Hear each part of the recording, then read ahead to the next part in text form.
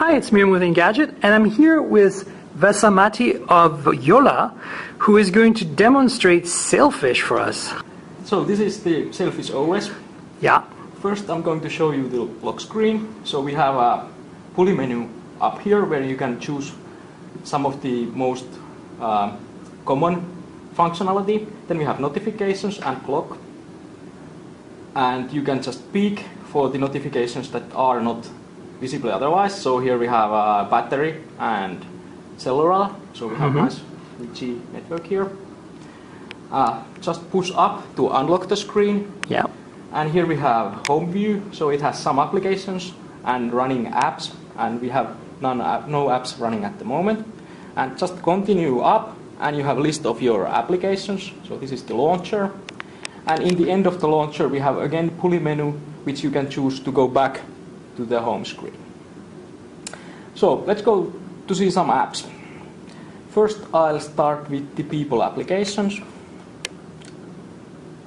And here are some of my favorites. So as a thumbnails, or I can just type in to search for people. So first let's tap on the CEO. So this is Mark's contact card. And what you see here is on the top you see the pulley menu. And it works so that you can just grab anywhere and pull down. And it selects an item from the menu. And the idea is that it is really easy and comfortable to do this. And you get some sound feedback when you select an item here, and you get haptic feedback, so you can almost do it like without watching the user interface. Right.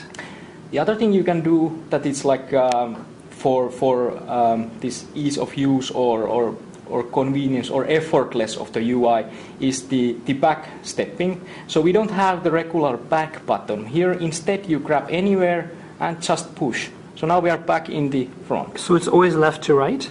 Yes.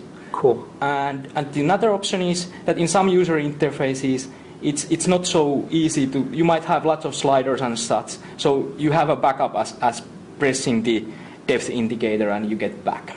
Cool.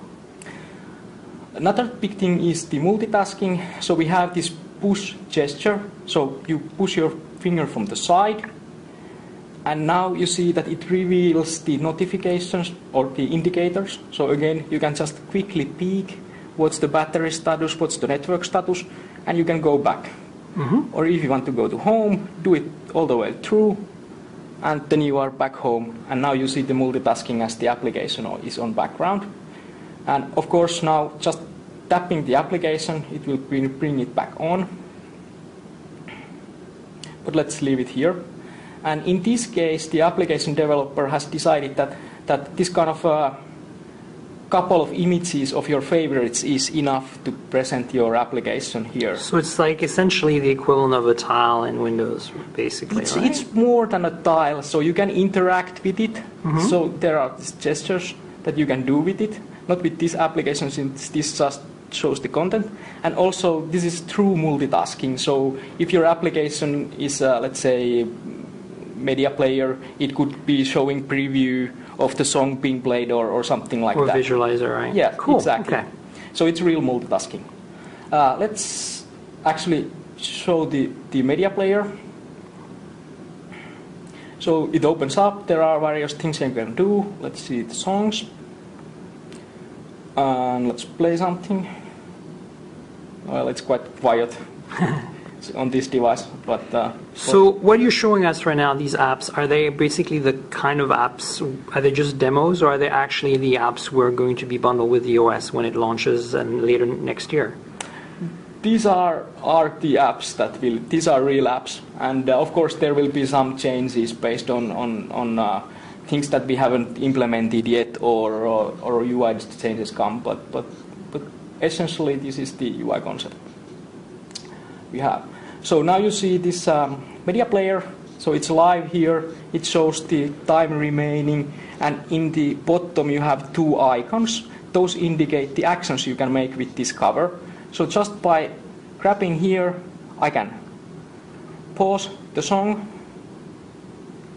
or continue, or the other way around is the another action, so change the song to the next one and then the song changes. Okay, so that's the gestures you were talking about. Yeah, so it's richer than just having a tile or just showing what's happening. So you can interact and it can be live and do whatever. Another big thing we have is the personalization here. So that's the ambience we talk about. So let's go to the Photos application. Open here the list. So this is quite typical grid of photos here. And let's pick something. So these are nice. But okay, we are Jolla, you know the reference. So let's make ambience out of this picture. So again, pull down menu, create ambience. And you see that it changes all live. So it changes the background image for the application. It changes the highlight colors here. And the menu looks... So this is done programmatically, right? You Yes. kind of estimate the colors and you just create a UI tone for that. Exactly. And so to be clear on the pull down gesture, you're just pulling down as far as the menu item you want, basically. Yes, exactly. Got it. And you get sound and haptic feedback so that you know that, okay, I hit the first one, and if it has more, you get the understanding that which one you are. And like you see, the background picture here, it has this texture on top of it, and it also has some smoothness on it. So it remains readable. You see the search people text there, it remains perfectly readable, and still it's personalized on the mood. So if I'm feeling blue, this is right. quite So you're nice. kind of doing some blur and some and alpha on top of it. Exactly. And it is adjusted so that it's exactly the background you have. And the background lives here, so it moves a little bit when I go So back it's kind and of forth. interesting, and you're dynamically changing basically the overlay of your background based on the UI's context, which is kind of a new thing, right? Kind of, yes. So this is the ambience look and feel that we want to get that.